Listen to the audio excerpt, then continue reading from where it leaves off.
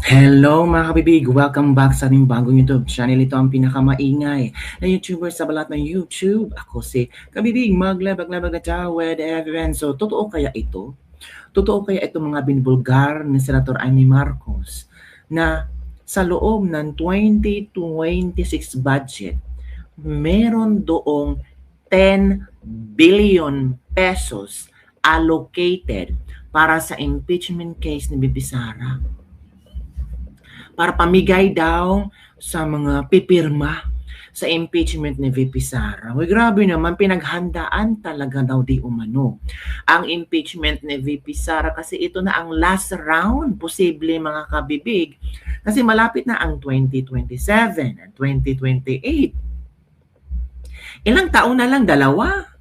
Let's not count this year. So, 2 taon na lang. May bago na tayong presidente.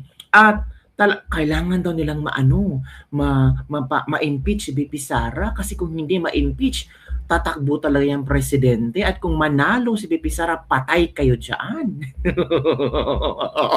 Yan ang ang ngiti ng ng gigigil na talaga, grabe mga kabibig, no.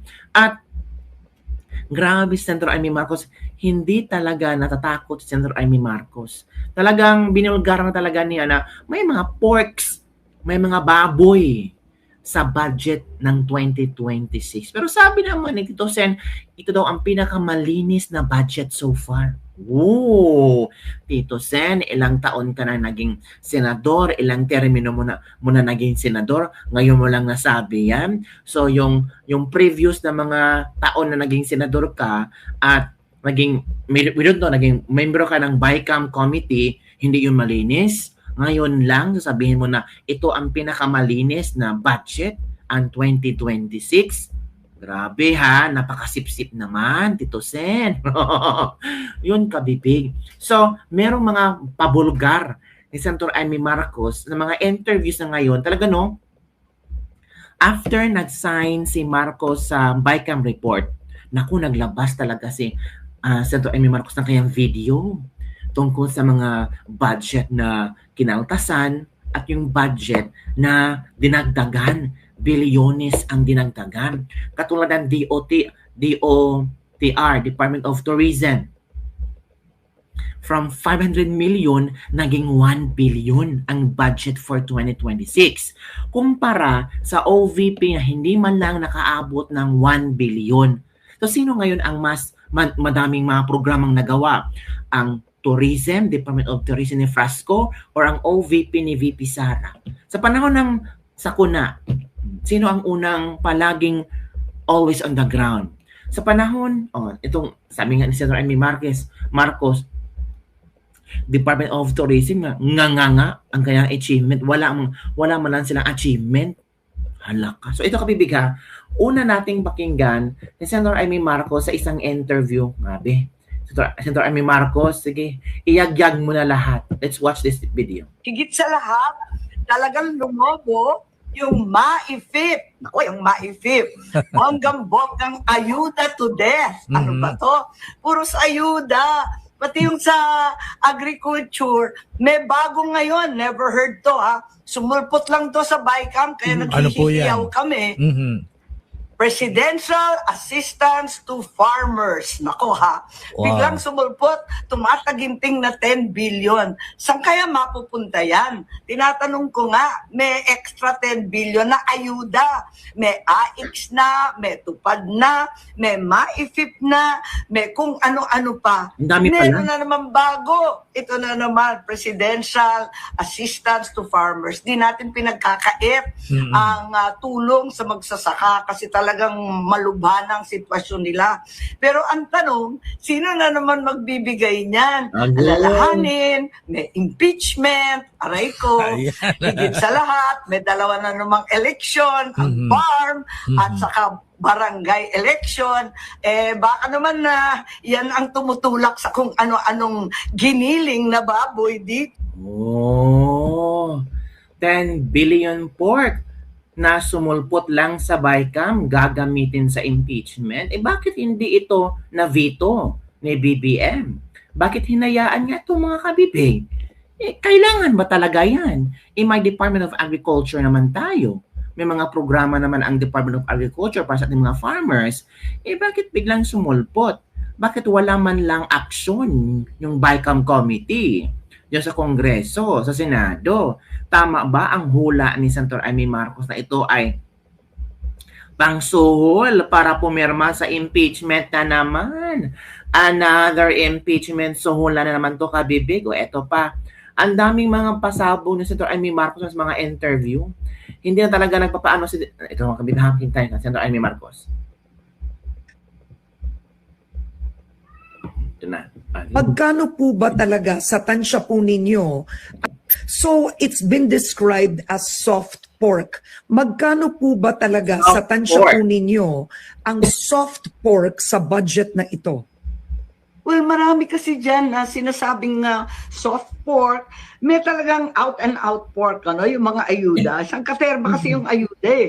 Ang dami. Kaya nga, Ito, ang soft pork, ayuda pang impeach kay VP Sara. Kumbaga, mag-aambag-ambag ang 32 million na bumoto kay Inday Sara ng tax para i-impeach ang binoto nila. Teka, parang ginisa kami ng taong bayan, sarili naming mantika. Pati taong bayan, binababoy ang budget pala, hindi para sa taong bayan, para sa bulsa ng swinilduhan ng taong bayan at sa impeachment ni VP Sara. nagtataka ako, ba't ganyan kadaming ayuda? May eleksyon na naman ba? Pero kung tutuusin, unang-una may eleksyon ng BARM. May eleksyon din ng mga barangay kapitan natin. Kaya huwag tayong makakalimot. And of course, alam naman natin, may schedule daw. The charges will be filed January 15. Babaklasin sa February 1 ang ICI. And by February 6, ayan na, dan. Alam na natin, impeachment, ayan na naman, umpisahan na Okay. naman. O, yun ha. Klarong-klaro sa bibig ni Senator Amy Marcos ha. Yung mga impeachment. Nako! Sara Duterte. Pag ano ka na, tawag sa mga bashers, ito na ang katapusan mo, Sara. Katapusan talaga. Ito pa. It's certainly the sneakiest.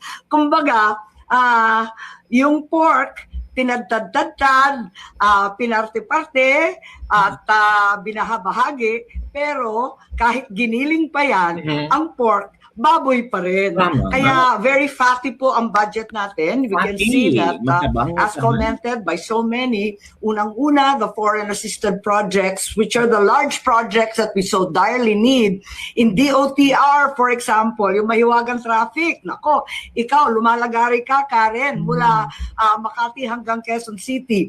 Yung Metro Manila subway, wala ng pag-asa. Yung North-South commuter train, wala na rin sa DOTR. Also, we have the DPWH, the big projects there, the Metro Manila pumping stations, na alam naman natin, wala nang pag-asa rin. Yung Malabon, ang Caloocan hanggang sa Navotas, parati na lang binabaha, konting ulan, pati Senado, pambihira. At saka yung mga tulay, Cavite to Bataan. So this huge infrastructure projects that garner enormous commitment funds. Nagbabayad tayo dyan para lang hawakan yung pera. And syempre, nakakahiya. Parang naging balasubas ang Pilipinas, ayaw natin magbayad. So all these funds have been set aside. And ano ang linagay? Ito na nga ang mga porky. Ito na yung mga giniling na taba na mula sa mga FMR. Ayan, very nice. Ako talagang advocate for agriculture, and yet, itong FMR, Farm to Market Road, more than double. Ibig sabihin, talagang naging Farm to Pocket Road kaya. At saka yung mga ayuda, kadami-dami namang ayuda. Ano ba nangyari? At ako hindi ako against ayuda. We know that everyone needs a helping hand, particularly when there's a storm, a disaster, man-made or otherwise. Certainly, everyone needs a leg up. And yung AIX tupad, kaya lang, bakit lumobo ng ganyang kalaki? Higit sa lahat, yung sa may sakit ba, yung maifip ng DOH, pinaglalaban ko noon, sana ibigay na lang sa mga local hospital. Tagal kong governor, naghihikahos lahat ng local hospital.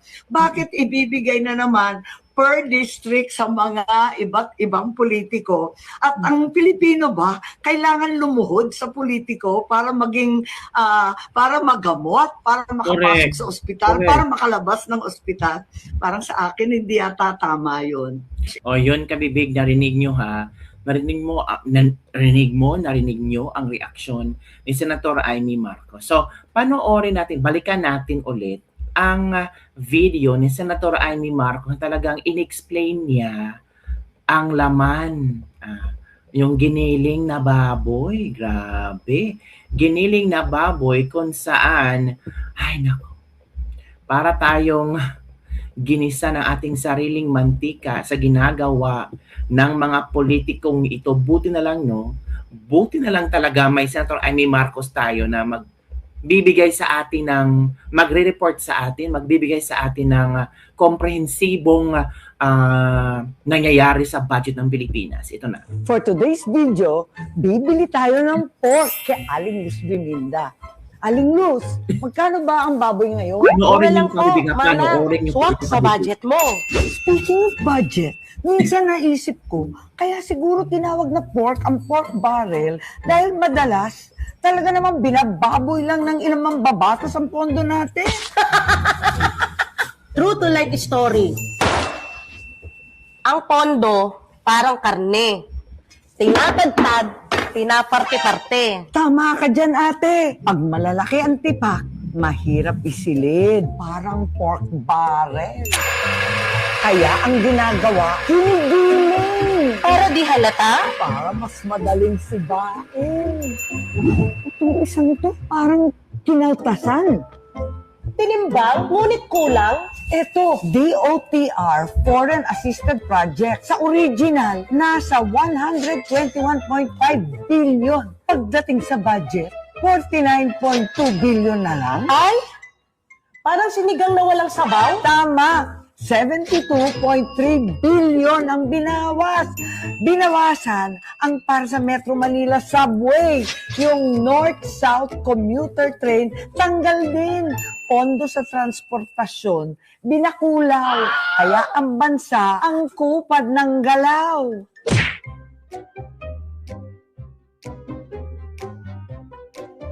Ayan na naman. DPWH Foreign Assisted Projects, kasama na dyan yung mga pumping station ng Metro Manila, Pasig Marikina Spillway, yung Cavite Bataan Tulay, Negros na mga tulay.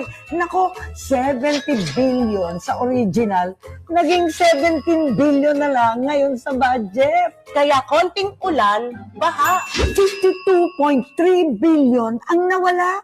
Kaya ang proyekto, matabang. Parang sinigang na lasang nilaga. Parang adobong maputla. Pero syempre, kung may kaltas, may dagdag. Wow! Farm to Market Road. Nung dati, 16 billion. Eto na, 33 billion. 17 billion ang nadagdag. Nako ha? Farm to pocket na yata yan, manang. Uy, ano to? Presidential assistance to farmers daw. Wala naman to sa plano, zero. Nako, sa budget, 10 billion. Isipin mo, ito naman, tupad. Lumaki ng todo-todo. Dati, 14 billion to. Isipin mo, naging 25.3 billion. Dinagdagan, 10.8 billion. Say mo, eto, ano naman to? Ang mahiwagang AIX ng eleksyon ng DSWD. Dinagdagan mo naman ng 36.8 billion. At ang ngayon, jackpot, 63.895 billion. Laban ka, maipit ng DOH. Naku, nakakatulong nga sa tao eh. Maninikluhod ka naman sa mga politiko. 51.647 billion. Eto, LGSF, Local Government Support. Okay sana yan. Pero eto na naman, palakasan, 57.872 billion. Wala na tayong maasahan ng mga tulay, wala ng mga kung ano-anong kalsada, wala nang lahat. Ma'am, ang daming giniling. Para saan? Sa bola-bola? Tama! Ang pondo natin, ginigiling para ang tao, bula-bulahin. Small Business Corporation, binawasan ng 500 million. Nako, tulong sana ito sa maliliit na negosyo katulad nito. Maliit na negosyo, tapyasado? Kaya atrasado. Samantalang ng DOT, nako, 500 million sana. Ginawang 1 billion doble.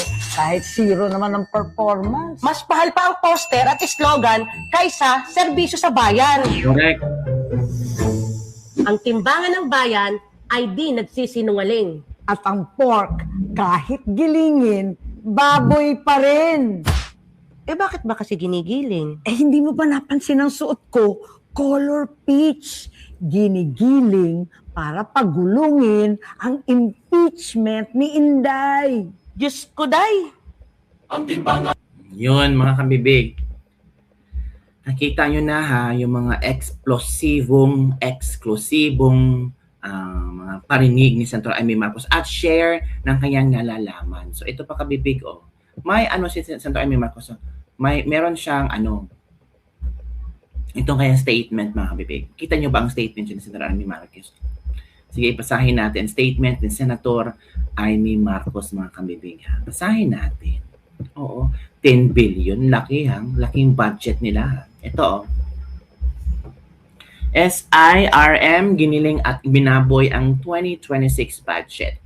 Giniling at pinira-piraso. Ganito nilarawan ni Senator Amy Marcos ang sinapit ng pondo ng bansa para sa taong 2026, kung saan ang mahalagang proyekto ay tinapyasan habang ang mga piling pondo ay pinataba. Pag malalaki ang tipak, mahirap isilid. Parang pork barrel, kaya ginigiling para hindi halata kung sino ang binubusog at sino ang pinapatay sa gutom, ani ng senadora. Ayon kay Senadora Amy Marcos, hindi aksidente ang malalaking bawas sa mga proyektong kritikal sa bansa. Mula 121.5 billion, bumagsak sa 49.2 billion ang pondo para sa foreign assisted transport projects, kabilang ang Metro Manila Subway at North-South Commuter Railway. Hindi ito pagtitipid, pagkatay ito. Tinanggal ang tren, kaya ang galaw ng bansa, kupan. Hala. Ito pa. Ganito rin ang sinapit ng flood control at mga tulay. Halos nilagas ang pondo ng foreign assisted projects ng DPWH. Kaya aniya konting ulan, lubog agad ang mga mayan. Baha ang realidad, pero tuyo ang pondo. Tapos magtataka kung bakit galit ang tao? Dagdag ng senadora.